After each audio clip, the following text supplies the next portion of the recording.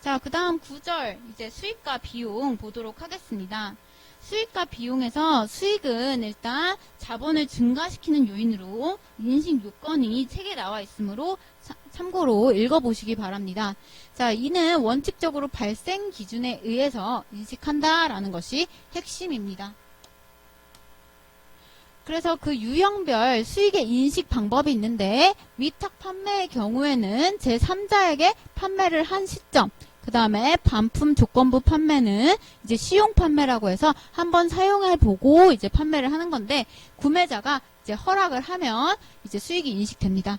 그 다음 할부 판매는 재화가 인도된 경우에 됩니다. 그 다음에 광고 수익은 광고를 이제 전달하는 시점에, 공연 입장료는 행사가 개최되는 시점에, 수강료는 강의 기간 동안 발생 기준을 적용하고 예약 판매나 도급 공사 같은 경우는 진행 기준을 적용한다. 이자 수익은 유효이자율을 적용해서 발생 기준을 적용하고 마지막 상품권 매출 수익은 상품권을 회수할 때 이제 가능하다라는 거 알고 넘어가시기 바랍니다. 그래서 110쪽 보도록 하겠습니다. 자, 110쪽 이제 비용이 나오는데요. 비용은 이제 자본의 감소를 가져오는 요인으로 직접 대응, 그리고 합리적, 체계적 방법 배분, 그 다음에 기간 대응에 따라서 해주어야 한다. 그래서 그에 대한 이제 수익과 비용의 종류는 앞에서 설명했으므로 넘어가겠습니다. 그래서 문제 보도록 하겠습니다. 33번입니다. 자, 117쪽. 다음 설명 중 수익의 개념에 이제 거리가 가장 먼 것은입니다. 가장 먼 것은 무엇일까요? 정답은 1번입니다. 자, 옆 점포에서 의자를 빌려서 사용했다. 자, 의자를 빌렸습니다. 빌려서 사용한 것은 자, 아니겠죠. 자, 그렇기 때문에 수익과 관련이 없습니다. 다음 34번 수익 인식 기준에 대한 설명으로 옳지 않은 것은 이렇게 되어 있습니다. 정답은 2번입니다. 자, 예약 매출, 예약 계약 성립 시점 이렇게 되어 있는데 자, 이게 아니라 우리 자, 진행 기준에 따라서 인식한다라고 했습니다. 진행 기준이라는 거 알고 있어야 합니다. 예약 매출은 진행 기준이다. 자, 그 다음 35번입니다. 다음은 무엇에 대한 설명인가? 현금의 입금과 출금이 이루어진 기간이 아니라 거래가 발생한 기간에 수익과 비용을 인식하는 방법, 즉 대금이 회수된 기간이 아니라 판매가 이루어진 기간에 매출로 인식하는 것입니다. 이는 자 4번 발생주의입니다. 36번 다음 항목 중 비용에 해당하지 않는 것은 입니다. 정답은 자, 주주에 대한 배당금의 지급이 되겠죠. 자, 오타가 조금 있네요. 자, 참고하시고. 자, 이 주주에 대한 배당금은 이익 잉여금으로 자본이 되겠죠. 따라서 정답은 2번입니다. 37번. 다음 중 영업의 수익에 속하지 않는 것은 이라고 되어 있습니다. 자, 속하지 않는 것. 정답은 몇 번일까요? 맞습니다. 2번입니다. 자, 감자차익 역시 자본 잉여금에 해당하겠죠. 다음 38번입니다. 다음 중 판매비와 관리비에 해당하지 않는 것은 이라고 되어 있습니다. 정답은 자 임대료입니다. 임대료는 판관비 아닙니다. 39번 다음 중 단기 순손익에 영향을 미치는 계정 과목에 해당하지 않는 것은 이라고 되어 있습니다. 정답은 3번입니다. 자, 매도 가능 증권 평가 손익은 아까 기타 포괄 손익 누계액이라는 것으로 우리 자본 항목이었습니다. 자, 이는 단기 순손익에 영향 미치지 않습니다. 40번 다음 자료를 이용해서 매입을 계산하면 얼마인가? 자, 다음 페이지에 나와 있습니다. 순매입액 그래서 구하는 공식으로 구할 수 있겠죠. 자, 매입을 계산한다는 것은 순매입을 구해달라라는 것이니까 그걸 생각하면서 풀어보시기 바랍니다. 그래서 정답은 총 매입액에다가 일단 운임은 더해주고 자 나머지 애누리, 할인, 환출은 빼주게 됩니다. 자 그렇다면 정답은 어떻게 될까요? 자, 1000만원에서 70만원만 빼주면 되니까 정답은 책에 나와 있는 대로 2번이 되겠죠. 자, 930만원 되겠습니다. 41번 다음 자료에 의한 매출 원가를 구하시오 라고 되어 있습니다. 자, 기초상품 재고액에다가 단기 순 매입액 그 다음에 기말을 뺀 것이 이제 매출 원가다라는 것을 알고 있어야 합니다. 그래서 우리가 알고 있는 것은 기초상품 재고액, 기말상품 재고액은 제대로 나와 있습니다. 그 다음에 총 매입액과 자 이제 매입 환출 및 애누리를 보아야겠죠. 따라서 이 순 매입액이 23만원이라는 거 구할 수 있습니다. 여기다가 기초상품 재고액인 40만원을 더해주고 그 다음에 기말상품 재고액 3만원을 제외해주면 정답은 우리 3번이 되겠습니다. 24만원. 자, 42번 보겠습니다. 다음 자료에서 단기 제품 제조 원가는 얼마인가? 라고 되어 있습니다. 이를 구하기 위해서는 기초 제공품 재고액 50만원에 자, 원재료비, 제조경비, 노무비를 다 더한 직접 경비 500만원. 그리고 기말 제공품 재고액 20만원을 빼주면 됩니다. 사실 이는 원가 문제라서 나올 확률이 낮지만 혹시 몰라서 풀어봅니다. 정답은 3번입니다. 43번 보도록 하겠습니다. 자, 매출 원가에 미치는 영향은 얼마인가? 라고 했습니다. 자, 기초상품 재고액에다가 단기순 매입액을 더하고 기말상품 재고액을 빼야 매출 원가라고 했습니다. 자, 매입을 위해서 상품 재고에 감소가 있었다라고 했으므로 300만원은 더해주고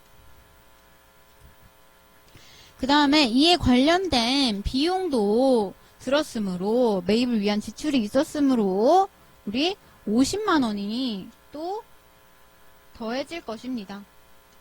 따라서 정답은 1번 350만원의 증가가 되겠죠. 44번 다음은 주부강산업의 회계 자료 중 일부이다. 주부강산업의 매출 총이익은 얼마인가? 이렇게 되어 있습니다. 매출 총이익은 순매출액에다가 자, 매출 원가를 빼준다라고 하였습니다. 근데 이 매출 원가라는 것은 기초에 순 매입을 더해주고 기말을 빼준다라고 하였습니다. 따라서 이에 관련된 금액들 한번 보도록 하겠습니다.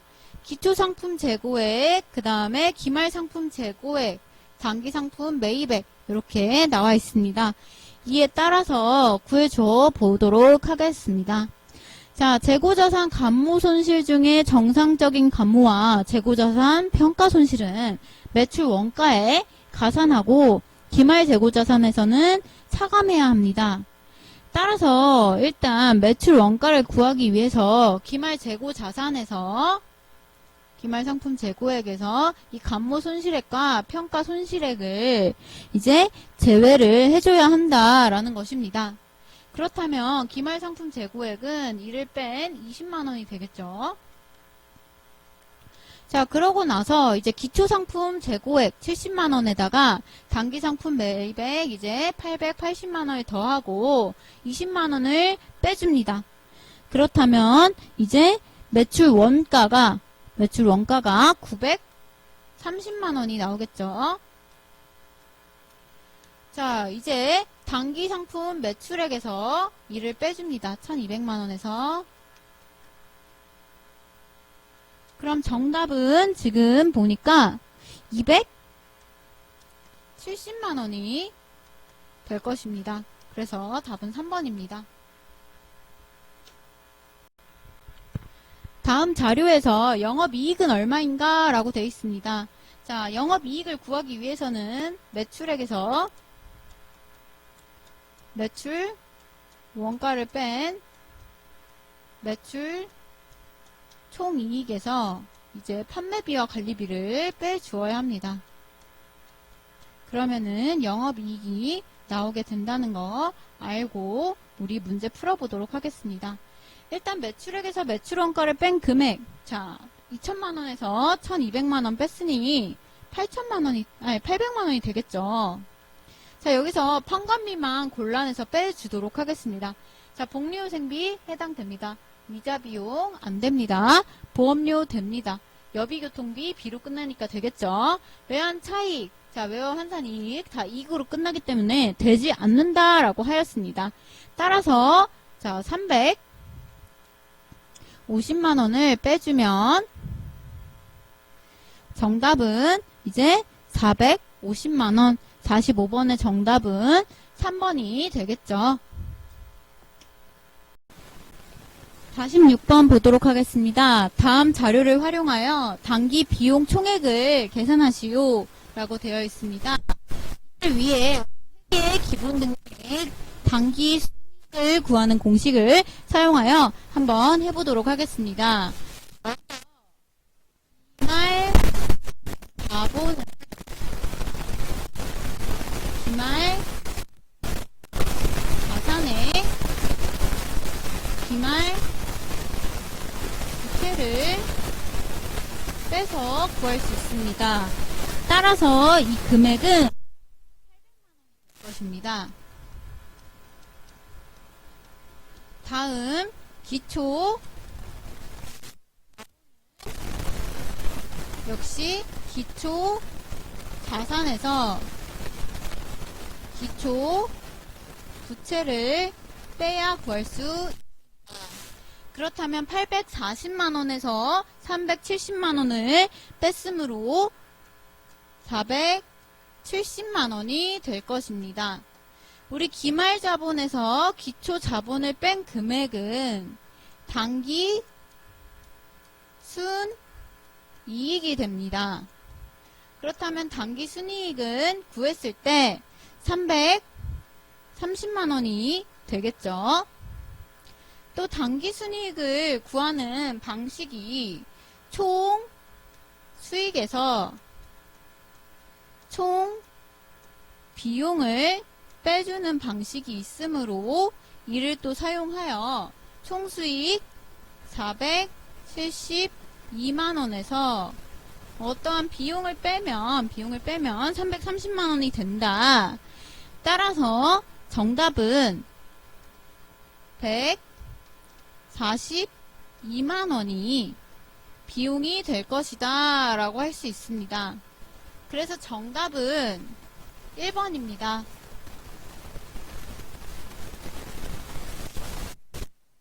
제10절 결산으로 넘어가겠습니다.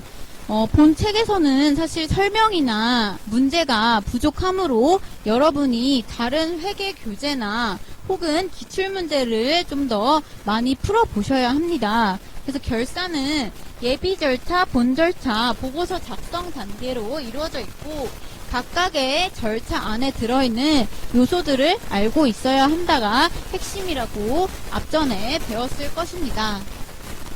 그래서 결산 정리 사항이 우리는 중요한데요. 자, 수익과 비용 계정이 특히 많이 출제되므로 이에 대한 계산 문제는 전부 해결할 수 있어야 합니다. 그럼 관련된 예제를 좀 보도록 하겠습니다. 첫 번째 예제입니다. 다음 자료를 참고로 2020년 12월 31일 결산 시 결산 대체 분계는 이라고 되어 있습니다.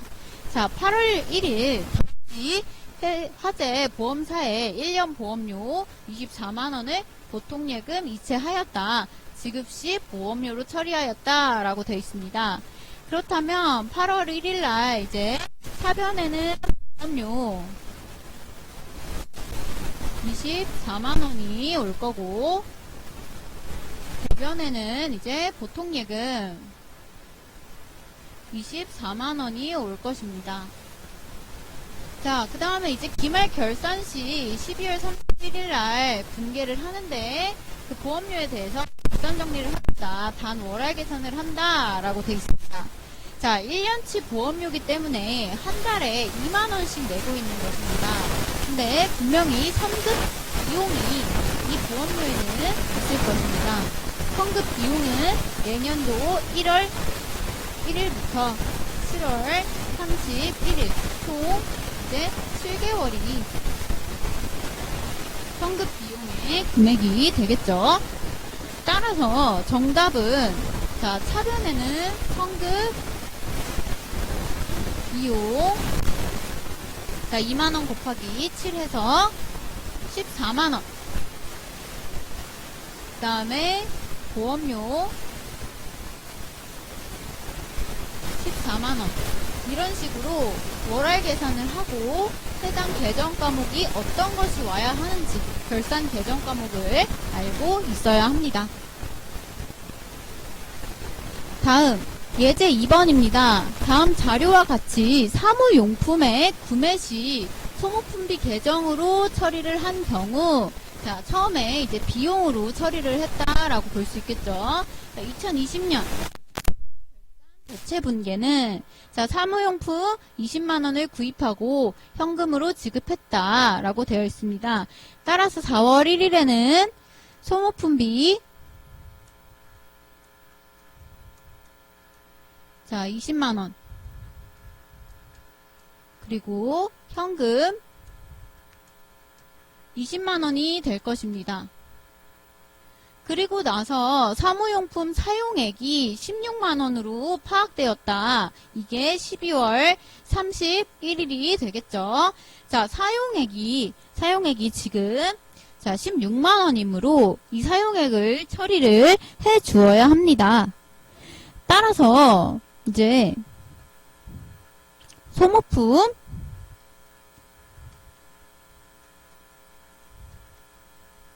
남은 거 4만원 그리고 소모품 비 4만원을 내년으로 이제 미사용액을 넘겨주어야 한다라는 거 알고 있어야 합니다. 자, 이렇게 만약에 비용으로 처리를 하였다면 회계 처리가 미사용으로 되겠지만 반대로 소모품비 계정이 아니라 소모품으로 처리가 되었다면 반대의 분계가 나온다는 거 지금 예제의 풀이 확인하시기 바랍니다. 예제 3번입니다. 2020년 9월 1일에 1년분 임대료 120만원을 현금으로 수취하였다. 2020년 12월 말 결산 시 이에 대한 회계 처리는 자, 기간은 다음과 같다라고 했습니다. 자, 9월 1일에 분계 먼저 해보면 자, 현금으로 임대료를 120만원 수취했으므로 차변에 현금 120만원 대변에 임대료 120만원이 올 것입니다. 이는 1년치이므로 한 달에 10만원씩 임대료를 받고 있는 거겠죠. 자, 그러면은 12월 31일 날 이제 이 임대료가 어떻게 되는가? 이 임대료는 차기에 선수 수익이 있는 것입니다. 자, 차기 선수 수익은 자, 1월 1일부터 8월 31일까지 총 8개월간의 이제 선수 수익이 되겠죠. 자, 한 달에 10만원씩 8개월 그러면은 80만원이 이제 선수 수익이 된다.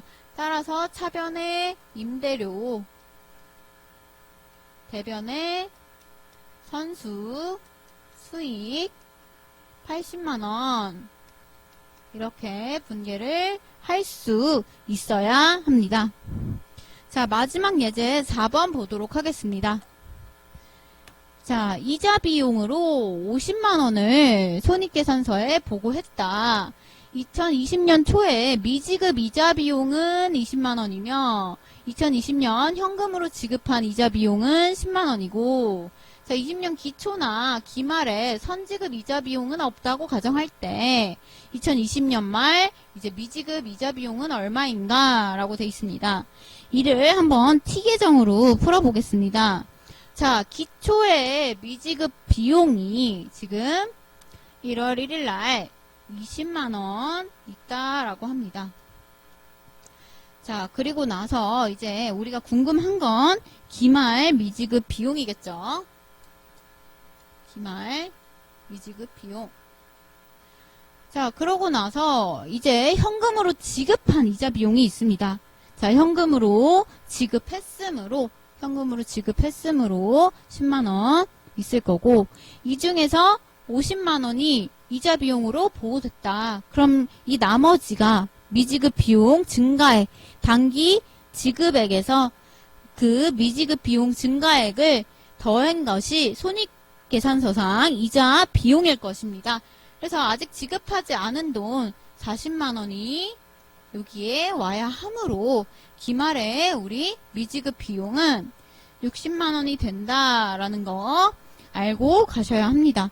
이 예제는 조금 어려운 문제이기 때문에 여러분이 여러 번 풀어보고 그리고 생각해 봐야 하는 문제입니다.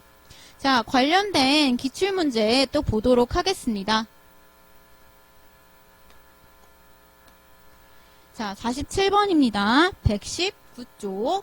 다음 자료에 대한 결산 수정 분계를 적정하지 않은 것은 입니다.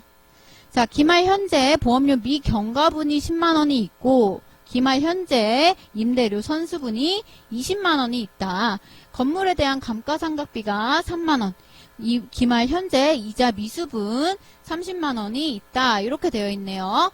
자, 기말 현재 미경과분 보험료는 자, 선급 비용일 것이고 임대료 선수분은 선수 수익이 될 것이고 감가상각비는 그대로 감가상각비, 이자 미수분은 미수 수익이 되겠죠. 자, 해당 것과 관련이 없는 그 분계는 따라서 1번 보험료 관련 분계가 될 것입니다. 자, 미지급 비용이 아니라 선급 비용이므로 자, 선급 비용 10만원, 그 다음에 보험료 10만원 이렇게 된다라는 거 넘어가겠습니다.